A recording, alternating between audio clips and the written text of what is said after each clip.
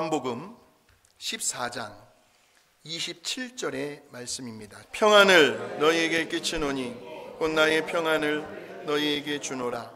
내가 너희에게 주는 것은 세상이 주는 것과 같지 아니하니라. 너희는 마음에 근심하지도 말고 두려워하지도 말라. 아멘.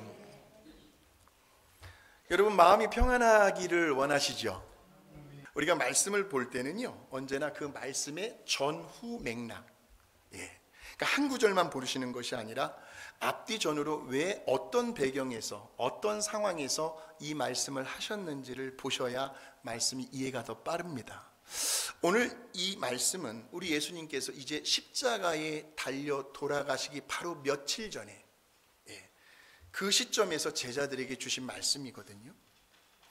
근데 지금 이 예수님의 말씀을 듣고 있는 제자들의 마음의 상태가요, 왠지 뭔가가 좀 심상치가 않습니다. 뭔가 불안해하고 있어요. 아닌 것 같다고 말은 하지만 눈가에는 수심이 가득합니다. 왜? 보면 알잖아요. 마음이 안정이 되질 않는 거예요.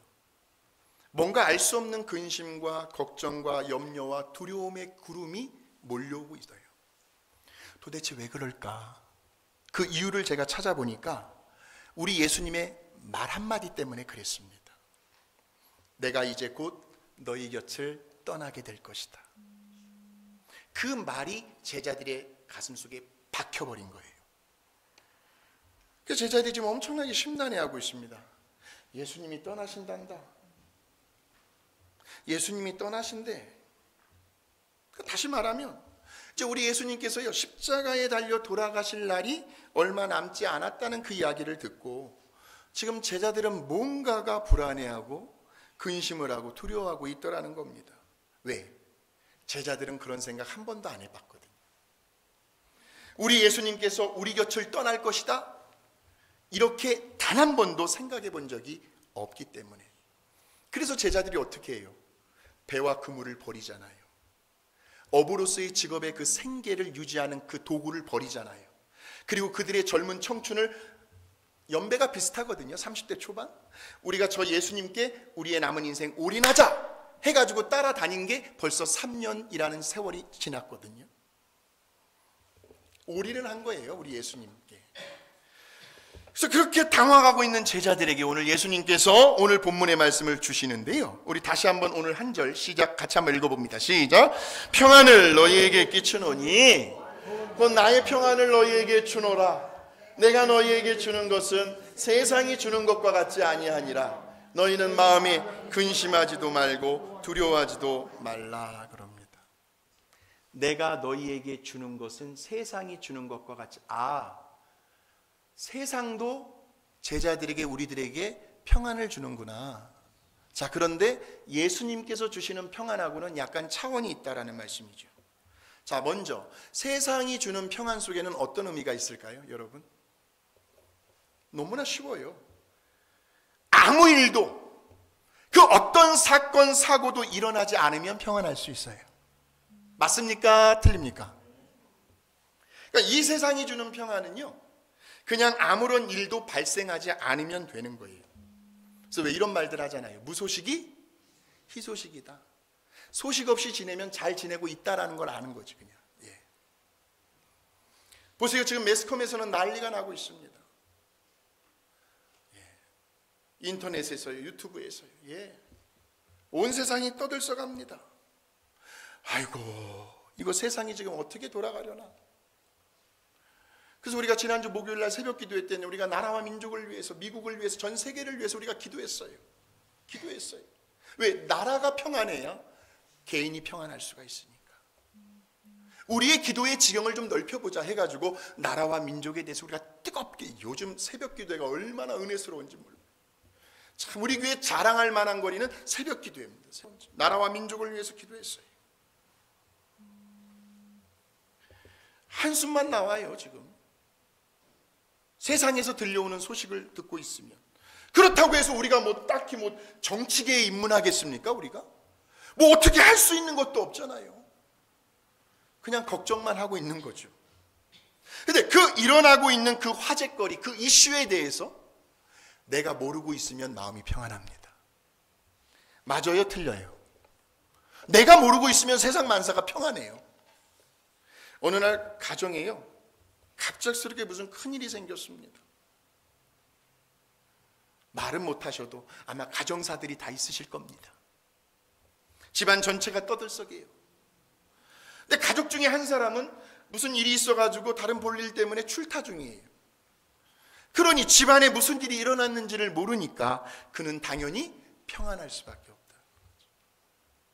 그러니까 이처럼 세상이 주는 평안은요, 그냥 아무런 일이 일어나지 않거나 혹은 설령 일어났다 할지라도 누가 모르고 있으면, 내가 모르고 있으면 평안할 수가 있어요. 그런데 모르는 게 약이다라는 말이 있잖아요. 그래서 어찌 보면, 그래서 제가 생각을 해봤습니다. 이 세상이 주는 평안은 가짜다. 가짜다.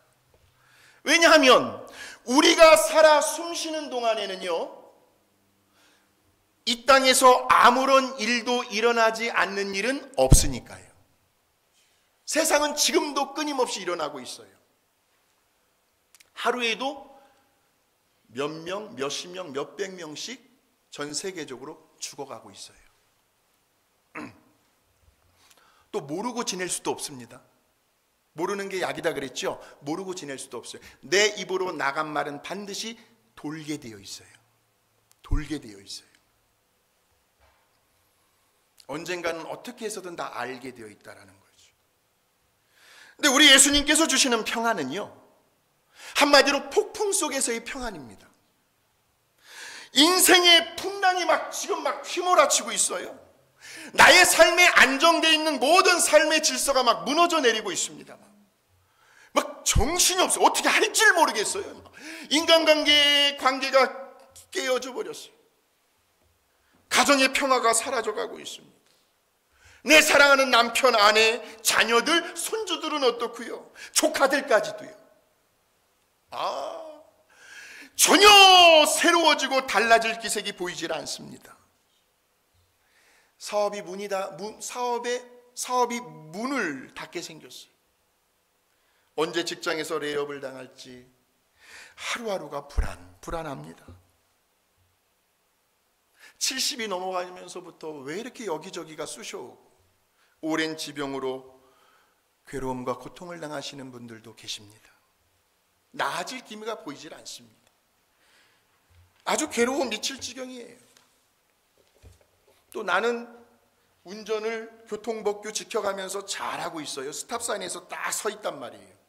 그런데 갑자기 저기서요, 달려오는 차가 내 차를 들이받으면 어쩔 겁니까? 근데 지금 이러한 상황 속에서요, 우리 예수님이 말씀하고 계시는 그 평안은 오늘 저와 여러분의 현실을 부정하는 것이 아닙니다. 우리들이 처한 그 현실과 그 형편, 그 나의 처지를 다 인정하셔요. 그러면서도 그러한 온갖 형태의 위기와 시련과 역경과 환난과 고난 속에서도 얼마든지 마음의 평안을 누릴 수 있다고 하시네요. 여전히 문제는 존재합니다. 기도 제목은 산더미처럼 수북히 쌓여 있어요. 하나의 문제가 응답받으며 할렐루야, 역시 내 사랑하는 하나님은 나를 버리지 아니하시는구나. 지금도 살아계셔서 나를 도우시고 나의 문제를 해결해 주셨구나. 이렇게 찬송하잖아요. 그러면 또 며칠 지나면요, 어디선가 마치 기다렸다는 듯이 또 다른 종류의 문제가 저와 여러분에게 찾아올 때가 있습니다.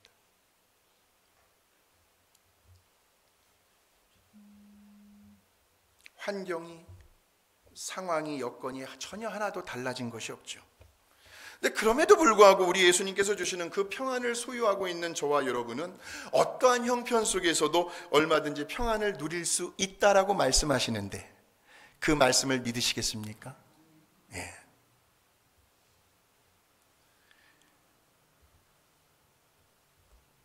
우리 예수님은 지금 상대적인 평안을 말씀하시는 것이 아니고요,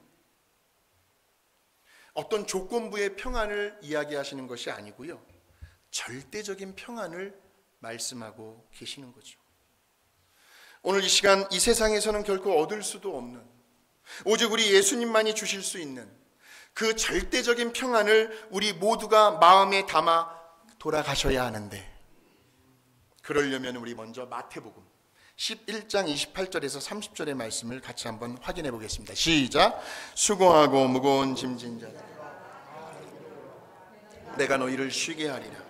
나는 마음이 온유하고 겸손하니 나의 멍에를 메고 내게 배우라.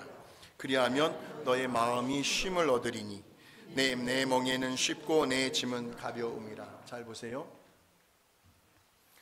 수고하고 무거운 짐진 우리들이 주님께로 왔어요.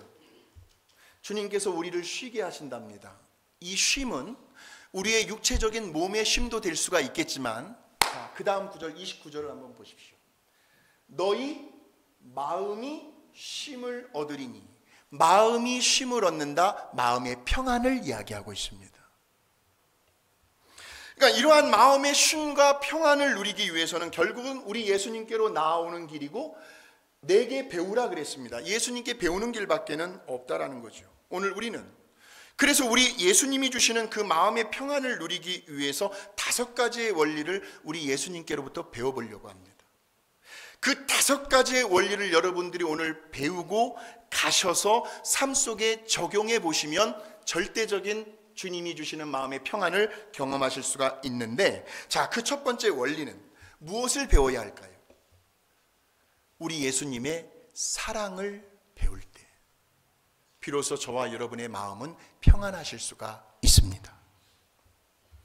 여러분이 잘 아시죠? 우리 예수님의 사랑은 조건이 없는 사랑이죠. 아무런 대가를 바라지 않는 사랑이죠. 그냥 거저 주시는 사랑입니다. 그런데 우리가 누군가에게 사랑을 베풀어요. 그죠? 사랑을 베풀 때가 참 많이 있습니다. 그러면 거기에서 그 베푼 자체로 끝나면 아무런 문제가 없습니다. 그런데 만일에 기브 앤 테이크다. 내가 뭘 주었는데 이거 봐라, 그냥 입을 딱 씻고만 해? 이렇게 되면요, 이런 생각이 여기까지 미치게 되면, 그러면 내 마음의 평안이 사라지는 거예요. 그러면서 마음의 평안 대신 뭐가 들어와요? 섭섭이 가요. 슬그머니 들어와요. 너 그랬어? 내가 다시는 주나 봐라. 감사할 줄도 모르네. 고마워할 줄도 모르네. 그러면서 뭘 걸어요? 괘씸죄를 걸어버려요. 아니, 좋은 일 했잖아요. 사랑을 베풀었잖아요. 그런데도 본인의 속만 상하면 되겠습니까? 마음이 그렇게 불편할 수가 없어요. 주고도 베풀고도 사랑을. 그러니까 아무런 이유와 조건이 없는, 그 어떤 대가도 바라지 않는 그런 우리 예수님의 사랑을 배울 때, 그 예수님의 사랑을 실천할 수 있을 때 비로소 우리는 마음의 평안을 누리실 수가 있다라는 거죠. 두 번째 원리. 첫 번째는 이제 예수님의 사랑을 우리가 배웠어요. 그냥 사랑 베푼 걸로 끝나자. 두 번째, 예수님의 화목함을 배울 때 비로소 그 사람은 마음의 평안을 누리실 수가 있어요. 자, 고린도후서 5장 18절입니다. 시작. 모든 것이 하나님께로서 났으며 우리를 자기와 화목하게 하시고 또 우리에게 화목하게 하는 직분을 주셨으니 그랬습니다. 예수님을 통해서요, 그리스도로 말미암아 예수님을 통해서 우리들이 하나님과 화목하게 되었다는 거죠. 다시 말하면 우리 예수님께서 저와 여러분을 하나님과 화목하게 해주셨다라는. 근데 거기서 끝난 것이 아니라 어떻게 해요? 우리 예수님께서 자기를 희생하심으로, 십자가에 자기의 하나밖에 없는 목숨을 내어 놓으심으로, 그러면서도 우리에게는 뭐예요? 화목하게 하는 직분을 주셨다. 화목하게 하는 사명을 주셨다라는 겁니다. 그래서 저와 여러분은 피스메이커가 되셔야 합니다. 한번 인사하시겠습니다. 우리는 피스메이커입니다. 피스메이커가 되셔야 합니다. 보세요, 우리가 사람과의 관계에 있어서요, 손바닥도 마주치면 소리 나요. 100% 상대방이 잘못했다는 없어요. 없어요. 우리의 인간 세상에서는 없어요. 그러니까 어떠한 이유를 막론하고서라도 서로가 화목하지 못하잖아요. 그러면 내 마음의 평안이 사라집니다. 맞아요? 틀려요? 맞죠. 근데 화목할 수 있는 비결은 너무나도 의외로 간단해요. 너무나도 쉬워요. 내 자신을 내려놓으면 돼요. 상대방을 언더스탠딩 해주는 겁니다. 그러니까 오해가 아닌 이해입니다. 이해. 그러니까 상대방 언더, 밑에 스탠딩, 서 보는 거죠. 상대방의 입장이 되어 보는 겁니다. 그것을 배려와 존중이라고 말합니다. 우리 성도님들 가운데는 배려와 존중을 참 많이 하시는 분들이 계십니다. 그러면서 이것도 있어요. 너무 자기 주장이 강해서도 안 돼요.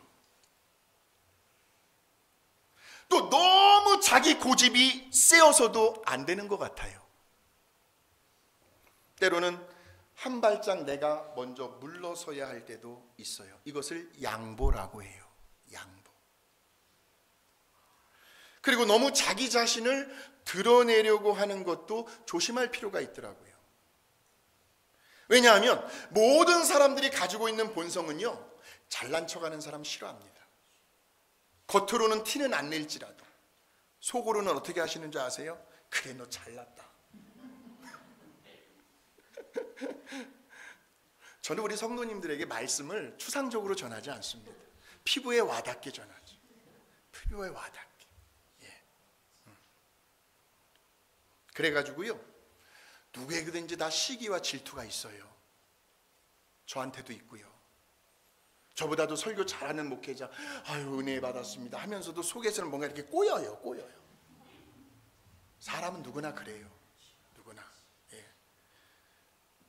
그리고 자기를 못하면서 남이 하면 배가 아파요. 꼭 불만, 불평, 원망하는 사람들이 있죠.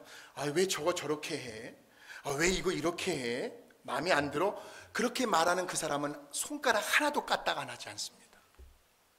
뒤에서 말만 그러는 거예요. 말만. 하는 사람들 괜히 맥 빠지게 만드는 거죠. 열심히 하려고 하는 사람들, 더 격려해주고 칭찬해주고 잘했다라고 너 이렇게 용기를 막 인칼리지 시켜줘야 되는데 뒤에서 그냥 말만 하는, 군시렁군시렁 말만 하는 거예요. 그러면서 자기는 한 번도 하질 않고. 어느 교회나 다 그래요. 그래서 우리는 이러한 본성을 늘, 우리 교회의 표어는 말씀의 은혜와 성령의 능력이거든요. 그러니까 말씀과 성령의 능력으로 우리 자신을 끊임없이 다스려 나가지 않으시면 안 된다라는 말씀이에요. 말씀 앞에 내 본성을 굴복시켜야 합니다. 성령님의 능력 앞에 내 자신을 내어드려야 합니다. 그러니까 바꾸어 말하면요, 인간관계를 잘할 수 있는 비결, 사람들과 잘 어울리며 화목할 수 있는 비결은요, 상대방의 자존감을 자꾸 세워주는 거예요. 세워주는 거예요. 인정해주고요. 저는 목회자들 사이에서 대체적으로 저를 많이 좋아해요. 왜? 저는 많이 들어주거든요. 뭐 선후배 할 것 없이. 예.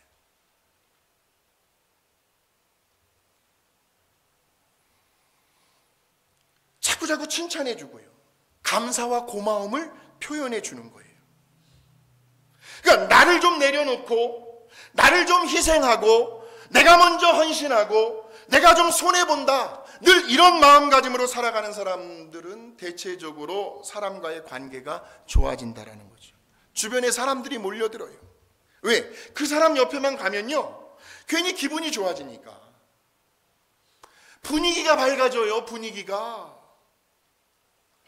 사람과의 관계가요, 예, 그 관계 속에서 긍정적인 에너지를 얻게 되니까.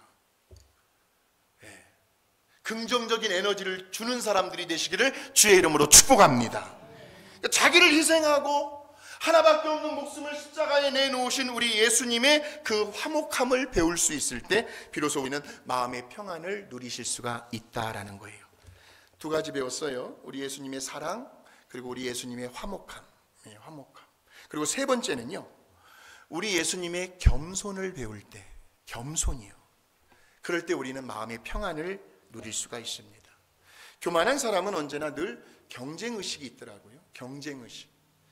그게 더 안 좋게 되면 자격지심, 비교의식, 이런 것들이 교만한 사람들에게 오는 감정적인 현상입니다. 그러니까 내가 좀 돋보이기 위해서는 다른 사람이 안 돼야 되는 거예요. 행여라도 누가 치고 올라오지는 않을까, 마치 뭔가에 늘 쫓기는 듯한 그런 일상을 살아가죠. 그래서 마음이 늘 안정이 되질 않습니다. 늘 불안합니다. 그러면서 지금 이 자리에까지 온 것이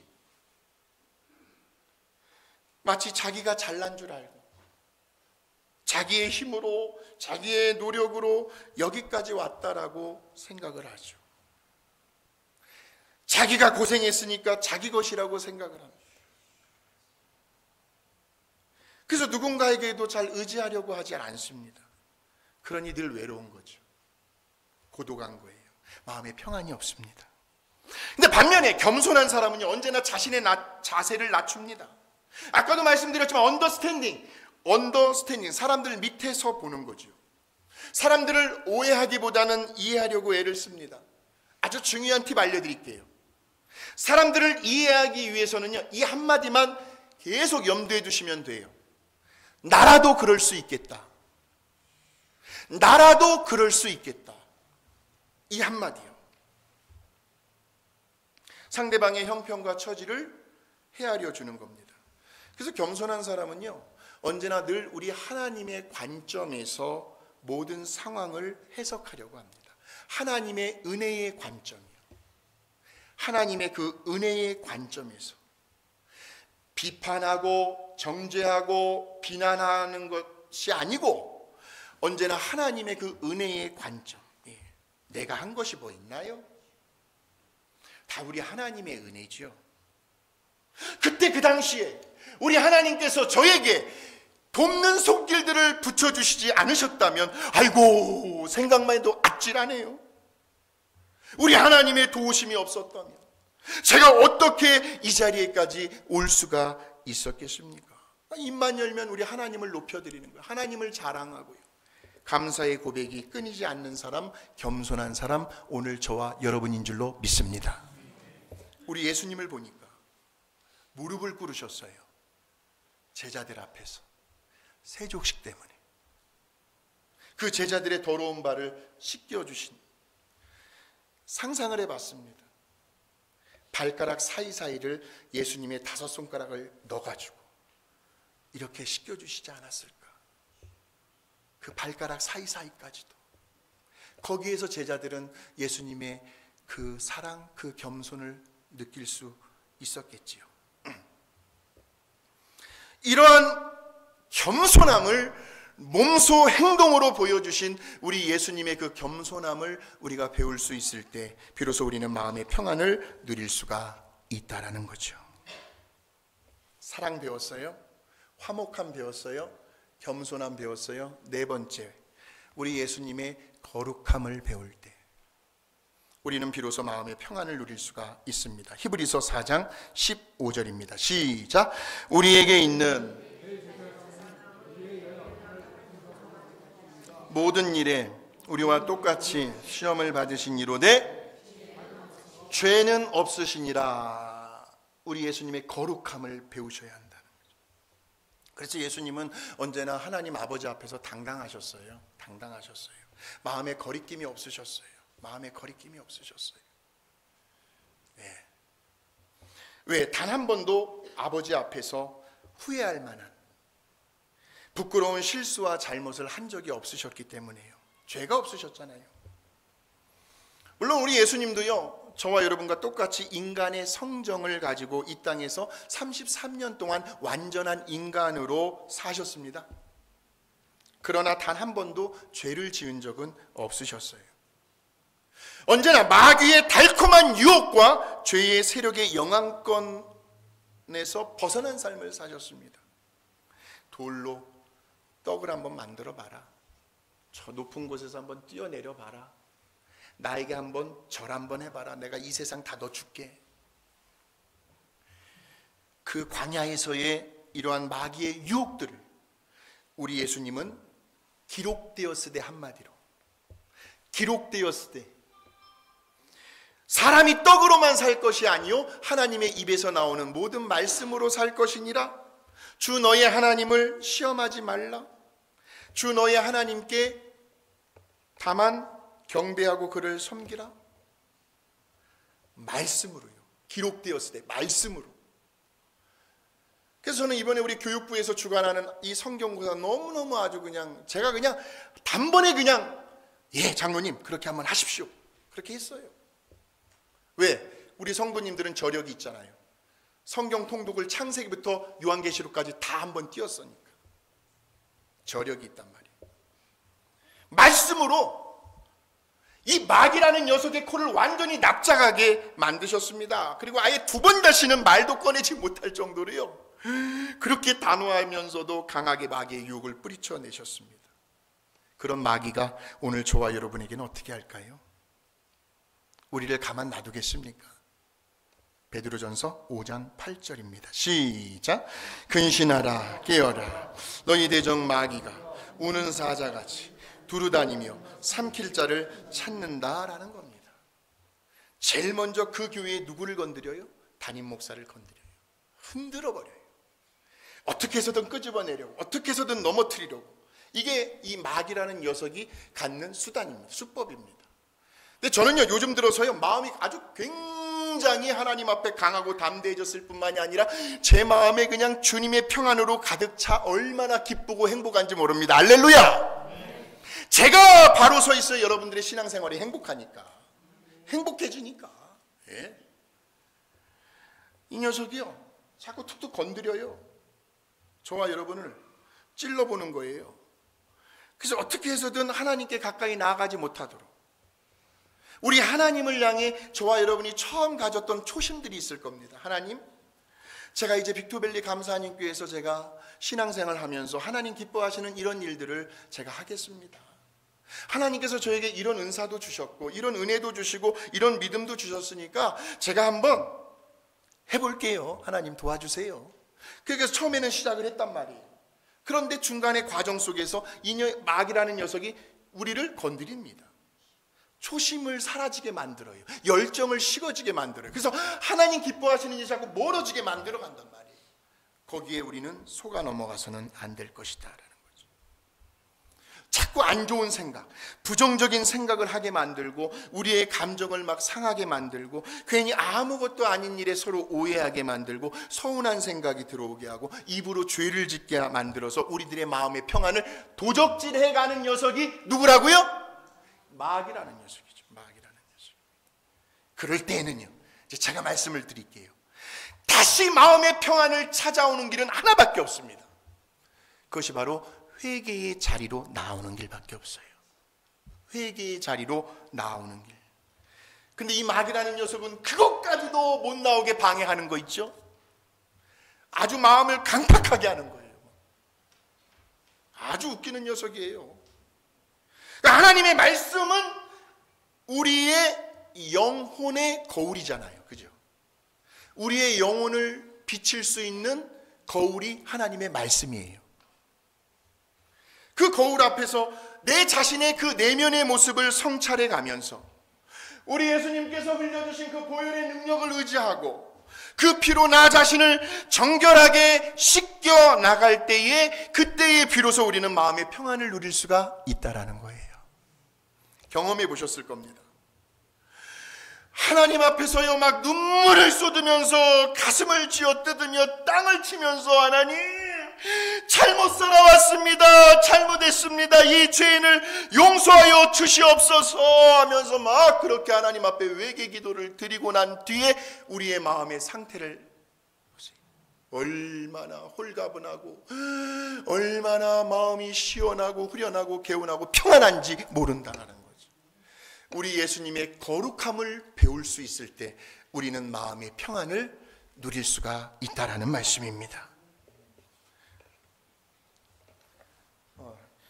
예수님은 죄를 짓지 아니하셨다 그랬습니다. 우리도 그랬으면 참 좋지만 우리는 안 돼요. 우리는 이 땅에 있는 동안 죄를 안 짓고 살아갈 수가 없어요. 그러나 우리에겐 뭐가 있어요? 대신 죄를 회개할 수 있는, 내 죄를 용서받을 수 있는 그런 기회가 저와 여러분에게는 있기 때문에 할렐루야! 날마다 그러한 회개의 삶을 통하여 우리는 하루하루 우리 예수님의 거룩함을 닮아갈 수가 있습니다. 자, 사랑을 배웠어요. 화목함을 배웠어요. 겸손함을 배웠어요. 거룩함을 배웠어요. 마지막 하나를 더 배우셔야 합니다. 그것이 바로 예수님의 순종함입니다. 이 순종이라는 것은요, 권위 아래에 나를 두는 거거든요. 순종은 권위 아래에 나를 두는 거예요. 우리 예수님은 세상에 계시는 동안에 언제나 늘 하나님 아버지의 권위 아래에 예수님 자신을 두셨어요. 그래서 우리 예수님의 관심은요, 사나 죽으나 아버지의 뜻을 이 땅에 이루는 거였습니다. 근데 단 한 번, 우리 예수님도 100% 사람이시니까 이런 적은 있으셨어요. 그게 뭐 죄라고는 할 수는 없지만 십자가의 죽음을 바로 그 다음날 코앞에 두시고 우리 예수님의 마음이 잠깐 너무나 혼란스러우실 때가 있으셨어요. 아주 괴로워 미쳐 죽을 지경이셨어요. 인성을 가진 예수님이시니까 다음날이면 죽잖아요. 죽음을 눈앞에 두고 죽음이 임박해오는 그 공포와 그 죽음의 그림자, 그 죽음의 두려움 속에서 마음 평안할 사람이 어디 있습니까? 겟세마네 동산에서. 그래서 우리 예수님께서요, 흘러내리는 땀방울이 거기에 보시면 핏방울 같이 되었더라. 얼마나 힘을 주고 사력을 다하여 울부짖고 기도하셨으면 미세한 모세혈관이 터져버린 거예요. 너무 힘을 주면은 이 실핏줄이 터져가지고 뻘겋게 피가 고이는 것처럼 떨어지는 예수님의 그 땀방울이 핏방울같이 된 거죠. 누가복음 22장 44절의 말씀, 시작. 예수께서 힘쓰고 애써 더욱 간절히 기도하시니 땀이 땅에 떨어지는 핏방울같이 되더라. 그렇게 이제 우리 예수님께서 기도하시고 나니까 이제 더 이상 고민거리가 싹 사라지셨습니다. 아버지의 뜻이 분명해졌거든요. 그리고는 아버지의 뜻에 순종하기로 아예 이제 마음을 먹으니까 그때부터 우리 예수님의 마음이 평안해졌다라는 거예요. 평안해졌다. 그래, 십자가의 잔을 마시자. 왜 우리들이요, 일상을 살아가시다 보면 가끔은 이것도 생각해보고 저것도 생각해보고 이것도 따져보고 저것도 따져보고 그렇게 할 때가 있습니까? 없습니까? 생각이 복잡하단 말이에요. 생각이 복잡하게 되면 우리는 마음의 평안을 누리실 수가 없습니다. 그런데 이미 우리에게는, 잘 보세요, 정해져 있는 하나님의 말씀이 있죠. 정해져 있는 하나님의 말씀이 있어요. 너무나도 심플해요. 아니, 자기가 정해져 있는 하나님의 말씀에 순종하고 있지 않으면서 권면을 해요. 사랑의 권면을 해요. 그러면 들려오는 대답이 뭔지 아세요? 기도해 보겠다는 거예요. 뭘 기도해 봐요? 이미 다 여기 안에 다 있는데. 참 저는 이상한 것 같아요. 아니, 그러니까 이미 기록되어 있는 그 성경 말씀에 순종하고 있지 않은 내 자신이 문제가 아닐까요? 그렇잖아요. 말씀에 순종하지 못하고 있는 내 자신은 생각하지 않으면서 기도해 보겠다? 이게 무슨 논리일까? 그러니까 우리 하나님의 말씀은 딱 두 가지로 요약이 됩니다. 해라, 하지 마라. 만일 뭐뭐 이런 것도 없어요. 그냥 해라, 하지 마라. 너무 심플하지 않습니까? 복잡하게 생각하실 것도 없다라는 말씀이죠. 바로 그 말씀의 권위 아래에 우리의 생각과 우리의 감정과 우리의 의지와 우리의 판단을 내려놓기로, 두기로 결심만 하면 그때부터 우리에게 찾아오는 것은 마음의 평안이 아닐까요? 왜? 이제 책임은 누구에게 있으니까? 아버지의 손에 있으니까요. 아버지의 말씀에 순종하고 있는 저와 여러분이 이제 아버지께서 우리를 보실 때 내 말씀에 순종하고 있구나, 걱정하지 마, 내가 책임져 줄게, 그렇게 하시지 않겠느냐는 거예요. 아버지가 하라는 말씀대로 순종하니까. 네. 쉽지는 않아요. 저와 여러분 안에 계신 성령님께서 강권적으로 역사해 주시지 않으면 쉽지 않아요. 예. 사랑하는 성도 여러분, 내 마음이 평안해야 다른 사람의 마음도 평안하게 해주실 수가 있습니다. 내 마음이 평안해야. 그래서 우리 예수님께서 이렇게 말씀하셨어요. 평안을 너희에게 끼치노니 나의 평안을 너희에게 주노라. 이러한 우리 예수님께서 주시는 그 절대적인 마음의 평안을 우리는 오늘 이 시간 그저 감사함으로, 감사합니다, 아멘, 믿음으로 받아 누리시면 된다라는 거죠. 우리 예수님은 그분의 사랑을 통해서, 그분의 화목함을 통해서, 그분의 겸손함을 통해서, 그분의 거룩함을 통해서, 그분의 순종함을 통해서 오늘 저와 여러분에게 어떠한 상황에서도 평안할 수 있는 5가지의 원리를 몸소 가르쳐 주셨습니다. 새롭게 시작되는 이번 한 주간도 우리 예수님께서 우리들에게 가르쳐 주신 이 5가지의 원리를 우리들의 생활 속에서 한번 잘 적용해 보셔서요, 우리 예수님이 주시는 그 절대적인 평안을 날마다 누리며 살아가게 되시기를 예수님의 이름으로 축원드립니다.